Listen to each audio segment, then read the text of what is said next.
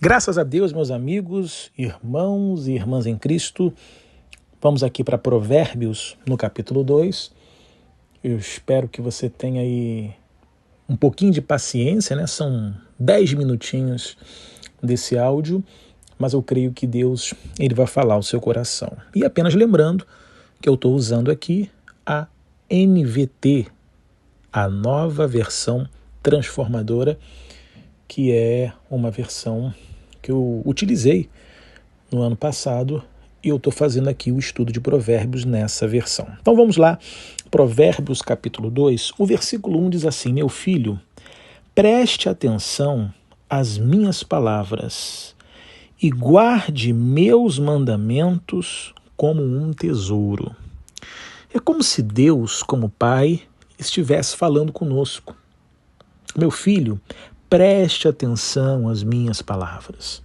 Quando a gente fala de um pai, o pai é a referência para o seu filho. E o pai é aquele que, por ter mais idade, por ser mais velho, ele tem toda uma experiência de vida acumulada. E o pai, pelo fato de ter uma experiência de vida acumulada, esse pai, ele já passou por caminhos que o filho ainda vai passar. Nada melhor do que perguntar para quem sabe o caminho que se deve seguir. Vamos fazer aqui, dar um exemplo. Vamos imaginar que você está perdido, querendo chegar num determinado lugar. A minha mãe sempre dizia para mim: quando você estiver perdido, peça informação ao jornaleiro, ao taxista ou um guarda que estiver na rua. Jornaleiro, um taxista ou um guarda. Por quê? Porque, em tese, são pessoas que conhecem os lugares, conhecem o endereço, conhecem a rua, conhecem o caminho. E quando você está perdido, nada melhor do que você perguntar para quem saiba. Então vamos olhar para Deus agora. Deus é aquele que criou tudo. Deus, ele planejou e executou toda a criação. Todo o universo, todas as galáxias, todos os planetas, as estrelas, tudo que há nesse mundo, o próprio ser humano, tudo foi Deus que criou. Então, nada melhor do que o próprio Deus para te guiar nessa vida. Nada melhor do que o próprio Deus para te orientar em toda a sua trajetória. Por isso que ele está dizendo: meu filho, preste atenção às minhas palavras e guarde meus mandamentos como um tesouro. É não apenas para guardar como um tesouro, ou seja, guardar como algo de valor. Na nossa vida, na nossa casa, a gente guarda as coisas de acordo com o valor e a importância que aquilo tem para a gente. Vamos imaginar que você tenha um dinheiro, uma joia, um objeto de valor que é caro. Você guarda aquilo num lugar reservado, numa gaveta especial, num porta-joias, por exemplo. Mas vamos supor que seja algo que não tenha um valor financeiro, mas ele tem uma importância muito grande. Por exemplo, uma certidão de nascimento, uma certidão de casamento.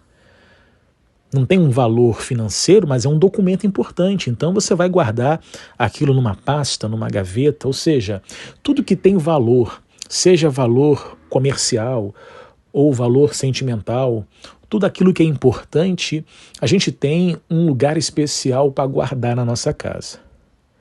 Agora, tem coisas que não têm muito valor. Um papel que você recebeu na rua, às vezes uma notinha da padaria que você comprou pão e você larga lá em cima da mesa, às vezes joga até no lixo.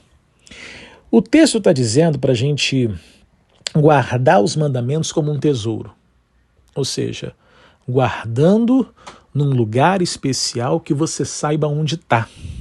É essa a grande questão. As coisas importantes, as coisas de valor, você guarda num lugar especial e você sabe onde está. Aonde está aquele dinheiro? Você não tem um lugarzinho para guardar na sua casa? Você não tem uma gaveta, um armário, um potinho, alguma coisa que você guarda ali o seu dinheiro? Então, na hora que você precisa, você sabe onde está, porque você guardou num lugar especial. Agora, aquilo que não tem importância, a gente deixa em qualquer lugar. E na hora que procura, a gente não encontra. Por que que não encontra? Porque não tem um lugar específico para aquilo.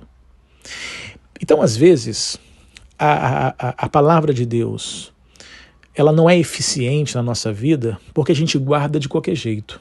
A gente tem que guardar de uma forma em que quando a gente precisar, a gente sabe aonde está. Por isso que ele vai dizer: guarde meus mandamentos como um tesouro. Ou seja, guarde num lugar especial, porque quando você precisar, você sabe onde está. Então as palavras, elas têm que estar guardadas no nosso coração de uma forma que a gente não esqueça. De uma forma que quando a gente precisar, a gente sabe onde está. Lembra de Jesus quando foi tentado no deserto? Na hora que ele precisou da palavra, ele sabia. Está escrito, Satanás, está escrito, Satanás, está escrito, Satanás. Porque Jesus guardou a palavra como um tesouro. E na hora da tentação no deserto, ele sabia onde aquela palavra estava e pegou aquela palavra e usou.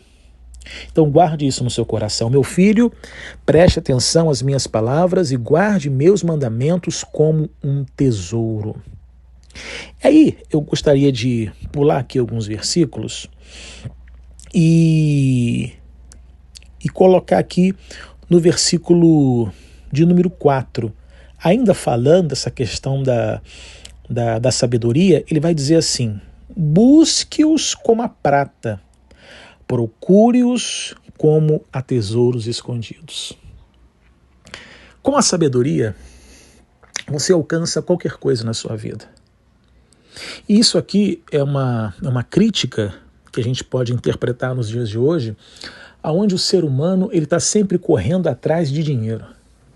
As pessoas querem dinheiro. Elas querem dinheiro para alimentarem os seus sonhos de consumo, para realizarem os seus desejos, para sobreviver, inclusive, obviamente. Mas hoje a gente vive num mundo onde todo mundo está correndo atrás do dinheiro, buscando fazer alguma coisa, empreender alguma coisa, produzir alguma coisa para alcançar dinheiro. E aí, Provérbios nos diz o seguinte: mais importante do que correr atrás de dinheiro é correr atrás de sabedoria.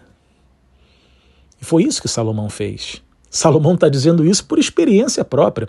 O próprio Deus diz para Salomão: porquanto você não pediu riquezas e pediu para ti sabedoria, eu vou também te dar riqueza. Então, Provérbios 2, querendo ou não, é uma experiência do próprio Salomão. É um testemunho dele. Porque ele foi aquele que buscou primeiramente sabedoria. Então ele vai dizer no versículo 4: busque-os como a prata, procure-os como a tesouros escondidos. Quando ele fala tesouros escondidos, se está escondido é porque não está à mostra. É porque não está exposto, é porque não está explícito. Uma coisa escondida é aquela que ninguém está vendo. Olha só que interessante. Deus tem coisas maravilhosas e está esperando apenas que você encontre. Porque ninguém está vendo. Porque não é para todo mundo, é para você, meu irmão. É para você que tem o temor de Deus. É para você que serve a Deus. Então tem tesouros que estão escondidos de propósito, porque se não tivessem escondidos, outras pessoas já teriam encontrado, mas Deus quer que você encontre. E é por isso que está escondido. E através da sabedoria divina, o Espírito de Deus vai te dar o mapa desse tesouro escondido. Deus vai guiar você a esse tesouro escondido. Porque Ele quer que você encontre. Mas como eu vou encontrar um mapa desse tesouro? É através da sabedoria. Por isso que ele está dizendo aqui no versículo 4. Busque como a prata, procure como a tesouros escondidos. Porque esta sabedoria vai fazer toda a diferença na sua vida.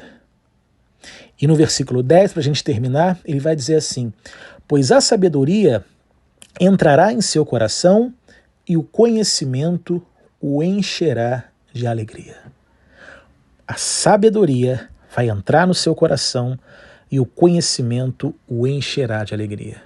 Guarde essa palavra em seu coração, que Deus abençoe e até amanhã.